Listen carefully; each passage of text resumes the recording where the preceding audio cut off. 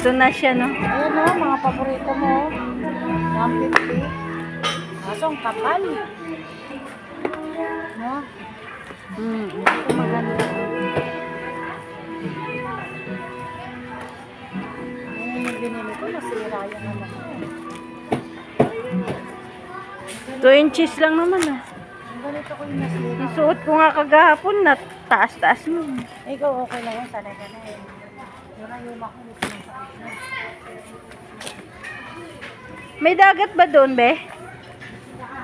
Sa pinuntahan mo? Sa pinuntahan mo may dagat? Ito yung binili ko. Ito.